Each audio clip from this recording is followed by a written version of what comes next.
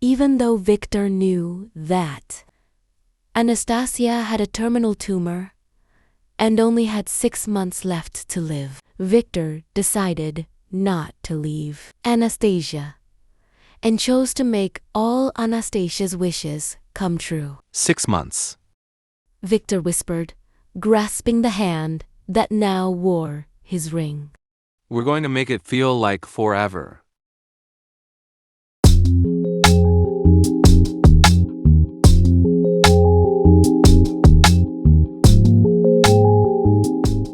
Time seemed to split in two.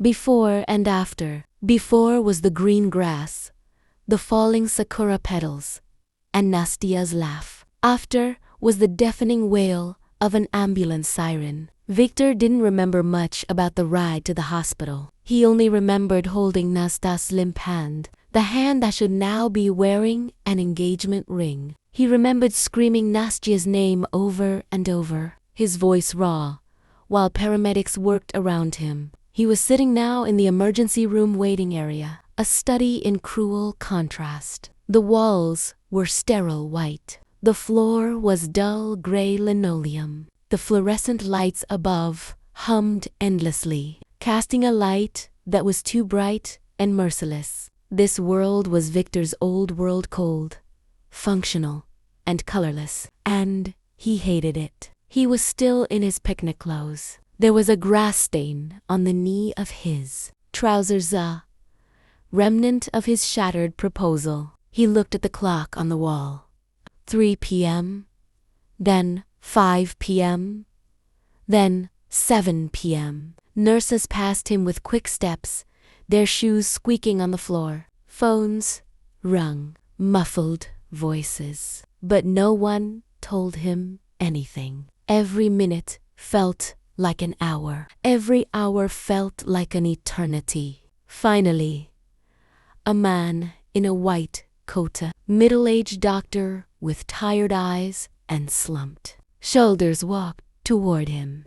Family of Miss Anastasia. I'm her fiancé, Victor said, his voice hoarse. The word felt bitter on his tongue. The doctor nodded, his expression grim. It was a practiced expression for delivering bad news. Mr. Volkov, Victor Volkov. Mr. Volkov, let's talk in my office. The doctor's office was small and filled with stacks of files. On the wall hung blurry gray images from CT scans. We've run the tests. The doctor said softly, sitting in his chair. We know what caused the seizure. Victor leaned forward. What? Epilepsy. An infection? The doctor let out a long sigh. We found a mass in her left frontal lobe, a tumor. Victor's heart felt like it stopped. A tumor? Specifically, we are very certain it is a glioblastoma. The medical term meant nothing to Victor. I don't understand medical language. Speak plainly. It's a brain tumor, Mr. Volkov, the most aggressive kind. Victor's world began to tilt. Fine, he said, his logical brain trying to take over, trying to form a plan. Surgery. We'll do surgery. I'll pay anything. I'll fly the best surgeons in the world here from Germany, from America. Mr. Volkov. The doctor interrupted gently, but firmly. That's not possible. What do you mean, not possible? Victor demanded. The tumor is already stage 4. Its location is too deep. And it has already spread. It's inoperable. Silence filled the small room. Only the hum of the fluorescent light above. Number, Victor whispered. There must be a mistake. She was laughing 5 hours ago. She was painting. She was alive. The doctor looked at him with pity.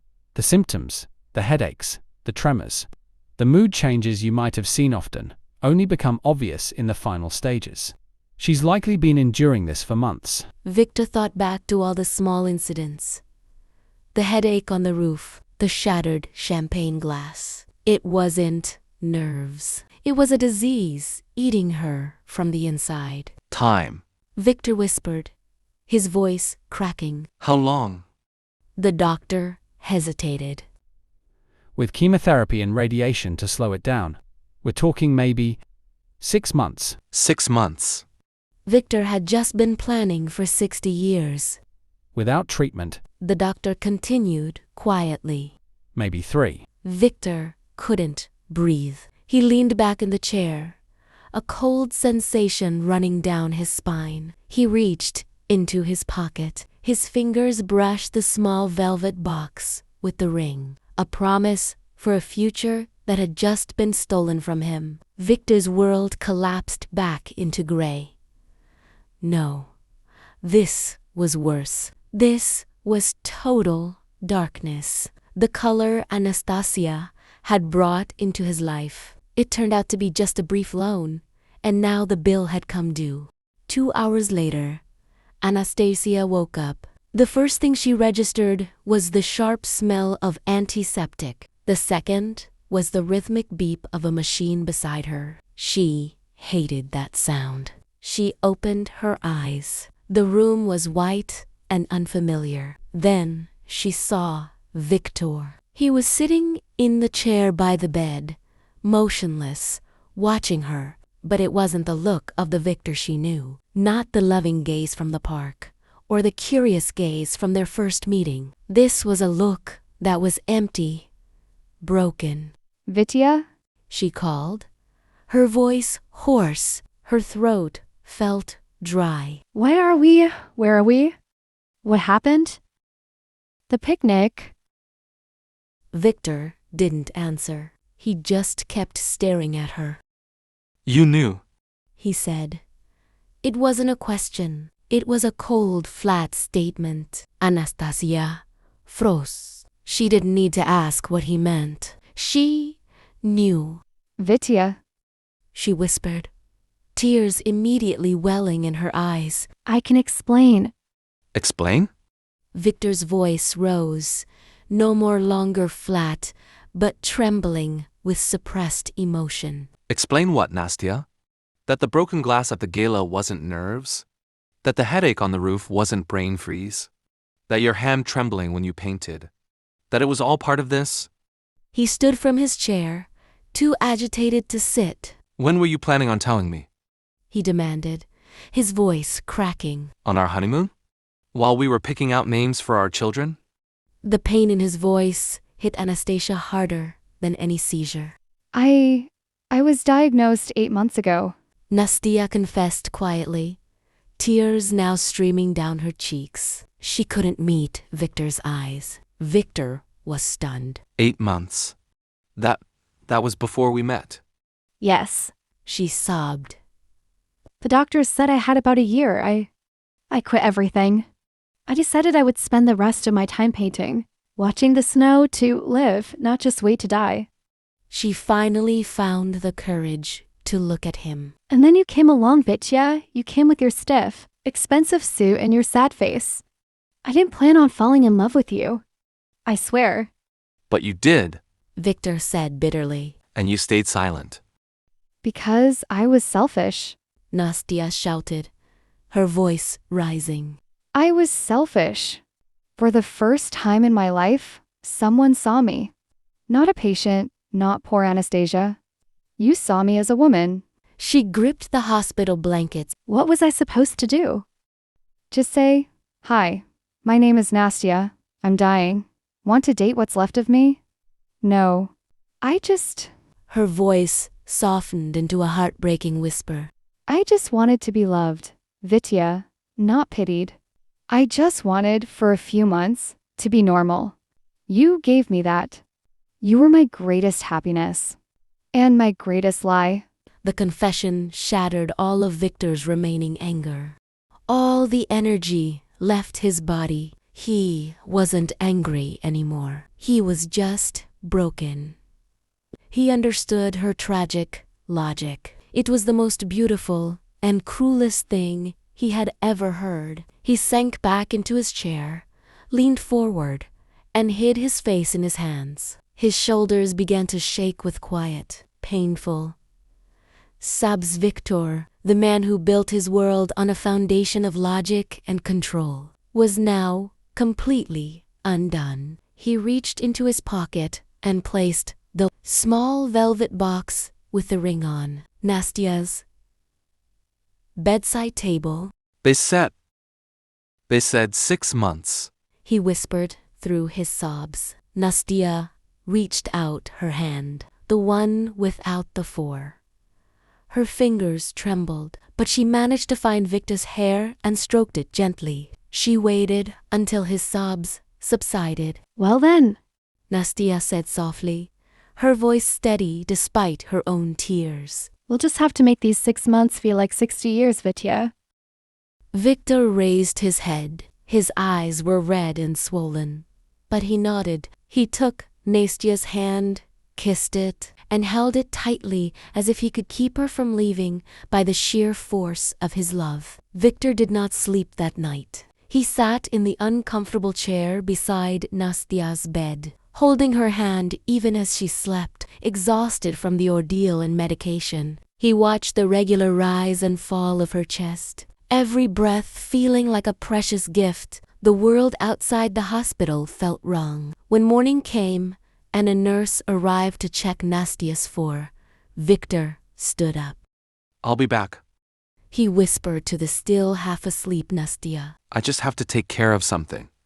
Nastia only murmured in agreement. Victor stepped out of the hospital. The morning spring air was sharp, but the world looked flat and out of focus. To his eyes, he went home to his apartment, took a hot shower, and changed his clothes. But instead of a suit, he simply put on a simple cashmere sweater and trousers. Then, he went to his office. When he entered the grand lobby of his architecture firm, his old world felt like a stark contrast to the cramped hospital room. Here, everything was made of glass, steel, and polished marble. Everything was cold, efficient, and silent. His assistant, Alina, was surprised to see him. Mr. Volkov, you're not on the schedule today. I assumed you were taking time off. I just need to get something. Victor said, his voice sounding foreign in his own ears. He walked past the open-plan workspace, ignoring the curious stares from his employees, and entered his spacious corner office. On his black oak desk, the architectural model of his masterpiece was laid out. A revolutionary new concert hall, a project that would take the next 5 years to complete. It was his legacy. It was his future. Victor stared at the small, intricate model. He saw the tiny spires, the small panes of glass, and the ant-sized human figures placed in its garden. He imagined himself 5 years from now, standing at the opening of that building.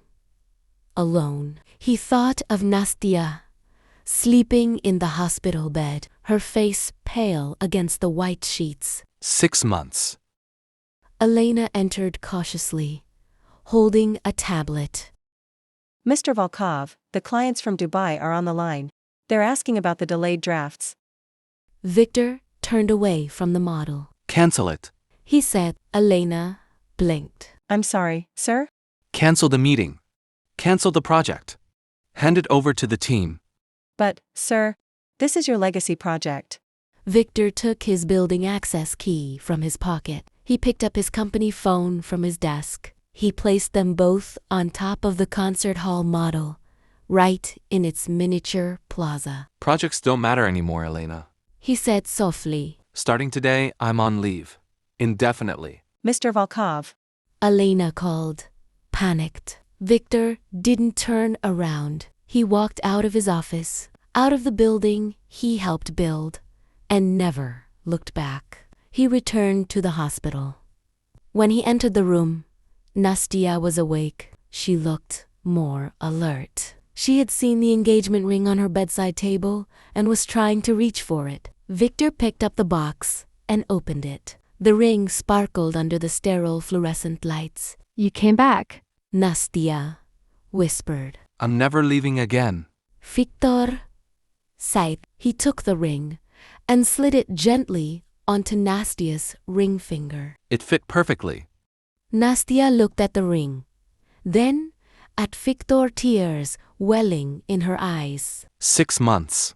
Victor whispered, grasping the hand that now wore his ring. We're going to make it feel like forever.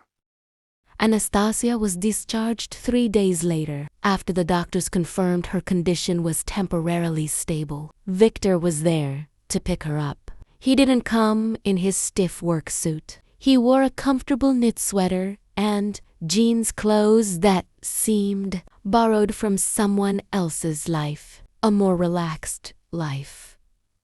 When a nurse brought Anastasia out in a wheelchair standard hospital procedure, Victor politely refused it. I've got her. He said. He bent down and scooped Anastasia into his arms, lifting her as if she weighed no more than cotton. Anastasia laughed in surprise, wrapping her arms around Victor's neck. My personal hero. She joked, resting her head on his shoulder. I am yours. Victor whispered, kissing her forehead. They didn't go back to Victor's cold, sterile apartment. They went back to Anastasia's small, chaotic, colorful apartment that smelled of oil paint and Earl Grey tea. It was their headquarters now. That afternoon, they lay on Anastasia's bed, curled up under her homemade quilt. The window was open, letting in the cool spring air. So... Victor said softly, his fingers tracing the pattern of the ring on Anastasia's finger. we have 6 months. What's the plan, Miss Architect of Happiness? Anastasia smiled. She shifted, grabbing a worn sketchbook from the table beside her bed. She opened it to the back page, where a list was handwritten haphazardly. Victor expected to see big things, see the pyramids of Giza, fly to Paris, ride a gondola in Venice, but the list wasn't like that. Asterisk tilde, collide with a handsome, stiff stranger. Approximately. She had already crossed it out, making Victor chuckle softly. It piroski in red square, oteti, 3M. Asterisk paint a portrait of Victor. The real one. Not the stiff one. Asterisk finish the mural at the orphanage. Asterisk C. The Baltic Sea at sunrise. Asterisk dance in a downpour. Victor's heart felt tight. It was a list of simple things. Things anyone could do at any time. Things he had always taken for granted. This is it. Victor asked, his voice hoarse. This is everything, Vitya. Anastasia said softly, these are the small things that make life feel big. Victor looked at the list. Then at Anastasia. He caressed her cheek. He no longer saw a dying girl. He saw his love. Suddenly, he heard something. The soft patter of rain on the glass window. Dark clouds had gathered while they were talking. Victor looked at the window, then back at Anastasia. His eyes lit up with a very un-Victor-like idea. Number 6. He said, What? Dance in a downpour. Vitya, it's barely drizzling. Anastasia laughed. We can start slow. Victor sighed. He got up from the bed, pulling a confused Anastasia with him. He grabbed his phone, putting on soft Tchaikovsky classical music. Vitya, you're crazy. Anastasia protested, laughing, as Victor pulled her out onto her small apartment balcony, overlooking the inner courtyard. You made me crazy. Victor replied.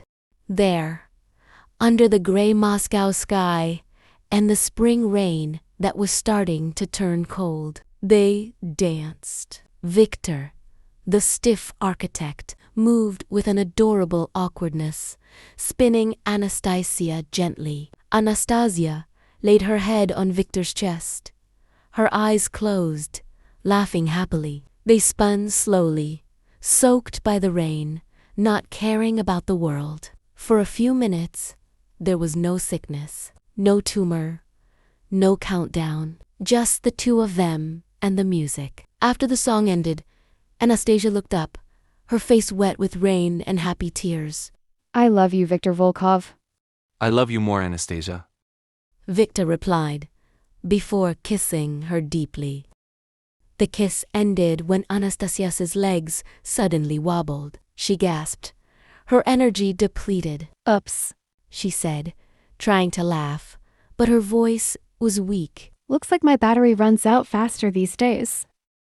Victor immediately lifted her, carrying her back inside, his heart pounding with fear. He wrapped Anastasia in the warmest blanket he could find. I might need that silly wheeled thing soon, Vitya. Anastasia whispered, her voice muffled by the blanket. Victor held her tightly, pressing his face into her damp hair. That's okay. He whispered. That's okay, my love. I'll push you anywhere you want to go. Summer came early that year. As if the universe knew they didn't have much time and hurried to give them warmth, Victor changed the entire focus of his life. Anastasia's wish list became his holy scripture. One night, at 2 a.m, Victor gently woke Anastasia, who had fallen asleep in her wheelchair. Nastya, wake up. We have a date. He whispered. What date? Anastasia mumbled, her eyes still closed. A date with the doctor? No. Said Victor, a mischievous smile on his face. A date with Peroski. 15 minutes later, Victor was pushing Anastasia's wheelchair across a silent red square. The clock showed 3 a.m. No tourists, no parades, just the two of them, the majesty of St. Basil's Cathedral, illuminated by lights, and an old Peroski seller on the street corner who looked at them like they were crazy. Victor bought 2 potato-filled buns, still steaming hot. This is ridiculous, Anastasia said, accepting the bun, her laugh echoing in the empty square. Completely ridiculous. It's on the list. Victor replied, sitting on the pavement beside her. They ate in comfortable silence, under the gaze of the stars and the colorful onion domes. I've never felt this happy, Vitya. Anastasia said softly, resting her head on Victor's shoulder. Victor put his arm around her. Anastasia's laugh, which had just echoed across the empty square, felt more magnificent than the cathedral before them. His heart swelled. How sincere that laugh was. A laugh that came even though she knew her world was collapsing. Victor was awestruck, realizing that he would trade every skyscraper he had ever designed just to hear that laugh every night. The days passed in a haze of small joys. Victor took Anastasia to the orphanage, where she spent hours interspersed with many rests. Finishing the mural in the children's bedroom, she painted a colorful, magical forest, and Victor helped her paint the parts of the ceiling she couldn't reach. Now, Anastasia said one sunny afternoon at the dot. It's your turn. My turn for what? Number 3. To paint your portrait. Victor groaned. I can't sit still for that long. Of course you can. Sit there by the window. And don't look so stiff. For the next hour, Victor tried to sit still while Anastasia worked on her canvas. He watched her, the way her tongue stuck out slightly when she concentrated hard, the way her eyes narrowed when blending colors, her hand trembled. There was always a small tremor now, but her brushstrokes remained steady. Why are you smiling? Anastasia asked, suspicious. Because I'm thinking. Sait Victor. About what? About how lucky I am to be sitting here watching you paint. Anastasia blushed, then laughed lightly. Done. Don't move. Victor stood and looked at the painting. It didn't look exactly like him. The colors were too bright, the lines too soft, and his eyes looked happier than he had ever felt in his entire life. You made me look soft, said Victor. His voice choked. Because that is who you really are, Vitya, said Anastasia. She laughed again, A free laugh that made the whole room feel brighter. Victor could only stare at her. He stared at the dying woman, who had just spent her remaining energy to show him how she saw the world. Not as a stiff and gray place, but as a place full of color and softness. He was awestruck by how deeply he loved this woman. The love hurt, because he knew every laugh was borrowed. Every smile was a precious memory he had to collect for the long winter to come. And he swore to himself he would collect as many as possible.